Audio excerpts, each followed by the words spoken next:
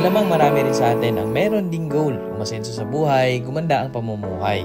Pero minsan di natin alam kung anong pamumuhay ba dapat, saan ba tayo magtatagumpay. Ako man, 10 taon din ako naging empleyado. At buong buhay ko bago pa man ako naging empleyado ay farmer kami. Farmer ang mga magulang ko at kami ay namumuhay sa bukid. Matapos makakuha ng short-term course na diploma na pinagtiyagaan ko rin dahil ang dating paningin ko sa bukid ay sobrang napakahirap. At ang pananaw namin noon bilang magsasaka ay walang asenso dito sa bukid. Kaya't ang nasa isip namin noon, kailangan magsikap upang makaalis mula dito sa bukid. Napadpad sa Maynila at doon ay nakapagtrabaho. Tumagal din ako ng 10 taon doon sa aking napasukang trabaho. Pero sa tagal ko rin bilang empleyado ay hirap din ako na umasenso. Kung ano yung kinikita ko, yun din mismo ang panggastos namin doon sa mga pangunahing pangailangan. Doon ko rin napagtanto na siguro'y kulang pa ako sa kaalaman ng pag-iipon. At nung mga panahon na medyo nagising na ako, ay nag-iipon-ipon ako. Kapag may natatanggap ako na extra bonus or nakakatanggap ako ng mga komisyon, yun naman ay ginagamit ko bilang pampuhunan. Sinubukang mamuhunan sa sari-sari store. Sinubukan ring mamuhunan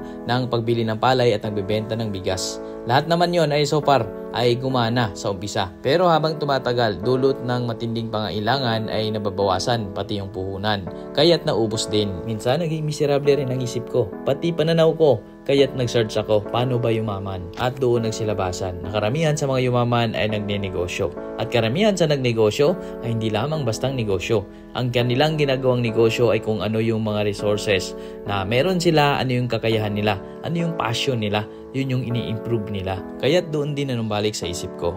Ang farming ay gustong gusto ko at yun yung resources na meron na kami. At kami ay magsasaka. Alam na alam naming magtanim, alam na alam namin ang pag-aalaga ng hayop. Sa farming dito sa bukid, stress-free ang pakiramdam ko. At dito talaga ako komportable. Kaya lang napalayo tayo minsan dito sa bukid noon dahil na rin doon sa mga nakikita nating output. Mula doon sa mga ka-farmer natin na sobrang tagal na magsasaka pero talagang hirap na hirap pa rin pagdating sa pag-ahon. At doon na rin sa pagiging empleyado ko noon, doon ko natutunan kung gaano rin kahirap ang pagnenegosyo ng mga boss ko. At sabi ko kung ito yung apply natin sa bukid, yung tiyagaan, yung sipag, diskarte at yung mga kaalaman na dapat natin pang matutunan ay maaari din nating mapalago itong pagsasaka. Lalong-lalo na ang mga produkto natin dito ay pangailangan ng lahat ng tao.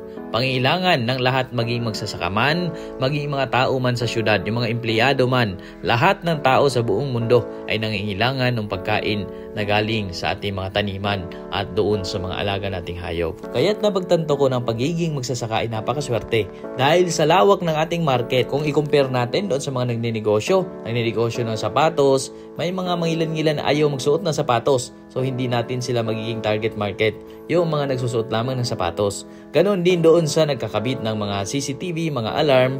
Ang mga nangailangan doon ay para lamang sa seguridad ng kanilang mga negosyo or seguridad ng kanilang mga bahay.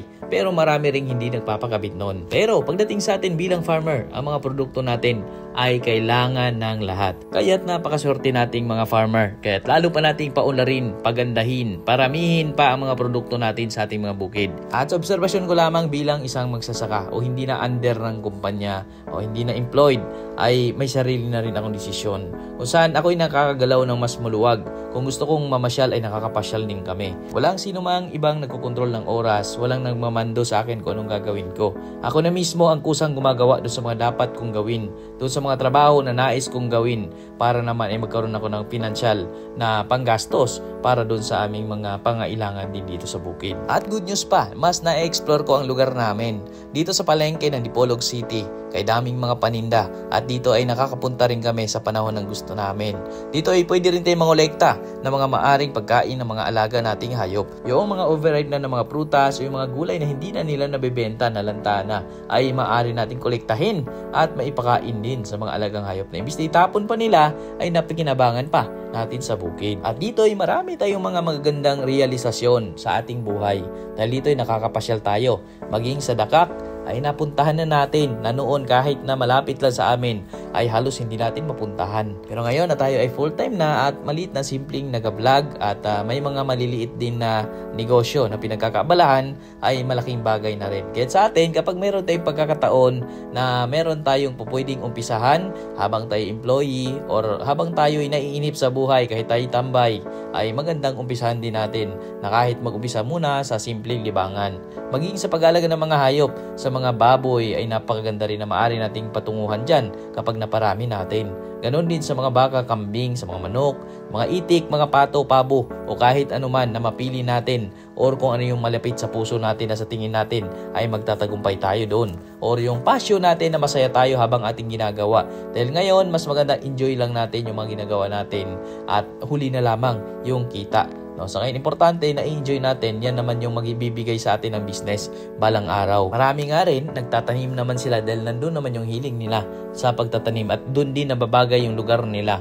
No, katulad ng maraming mga lupain na napakaganda ng klase ng lupa, buhaghag at bagay na bagay dun sa nais nilang itanim. May mga nagtatanim ng mga gulay, may mga nagtatanim ng mga crops na napakalaking benepisyo din nung nag-aani na sila. So marami naman ay napakaganda ng kanilang benta. Meron din mga nagtatanim ng kasaba, ng pinya o kung ano yung nais natin, ano yung fit sa atin na itatanim natin. Yung talagang maalam tayo dun sa mga gagawin natin yon. Although, sa umpisa naman ay pupwede namang alamin muna natin. Katulad dito sa amin, marami din tayong mga ginagawa na nagle-learn tayo, nag-experiment tayo para mas lalo nating matutunan at mai-apply natin yung pinaka-the best na doon sa panahon na nagpaparami na tayo ng todo doon sa nais nating alagaang hayop.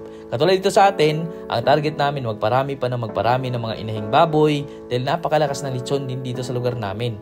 Ganon din sa mga kambing. Ang mga kambing napakaganda. Libre yung mga pagkain nila dahil maraming mga damo dito sa amin.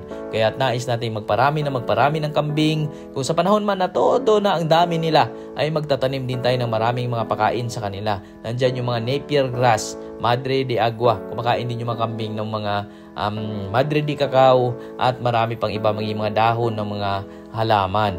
No, maging mga pagtatanim natin ng mais, yung mga dahon ng mais, dahon ng mani ay kinakain din yan ng mga kambing. Kahit ang daming opsyon, ang dami nating pwedeng gawin para umasenso sa ating mga bukid. At paminsan-minsan kapag sobra na tayo sa trabaho ay kailangan din nating mag-relax. Dito sa amin, napasyal din tayo dito sa Dapitan Boulevard. Ito naman yung space dito na napakaganda, napakalamig na simoy ng hangin at napakalakas ng hangin dito.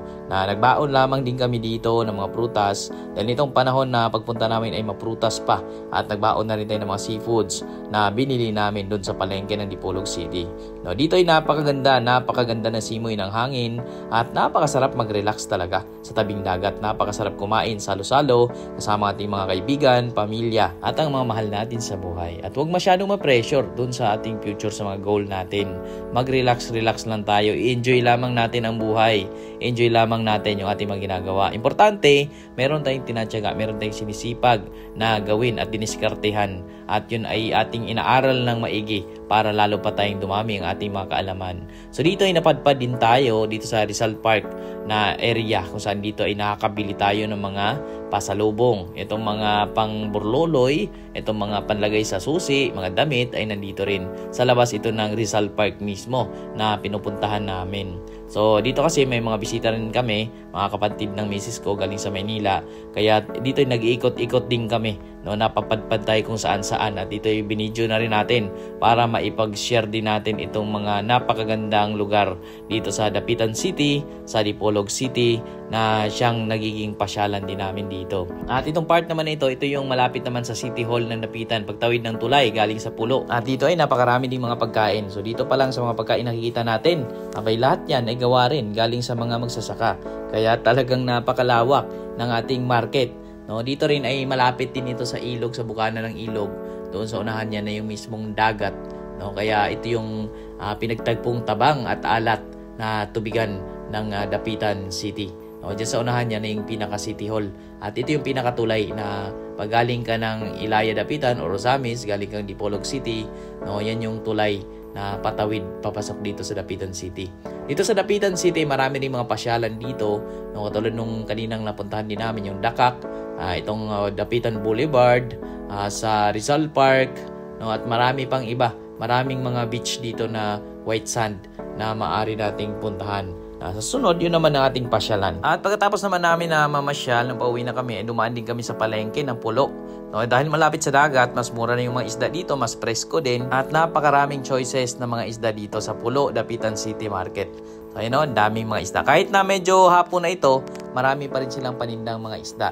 Dahil ang mga isda dito ay hindi rin nasisirang matagal dahil ngay malapit lamang sa dagat at galing lamang din sa mga dagat dito yung mga huli or mga fish pond na malapit dito. So ayun po, nung kami nakabili na ay pauwi na rin kami at medyo malayo-layo pa yung biyahe. So ayun po, sana'y napaabot namin sa inyo ang konting kaalaman at konting entertainment dito sa pamamasyal namin dito sa Dapitan City, Dipolog City at mga kaparaanan namin pagdating dito sa bukid. So ayun po, muli po, maraming salamat po. Ito po muli si Jid Batuan po, inyong ka-farming, na ang dalangin ay sana'y lahat tayo ipagpalain.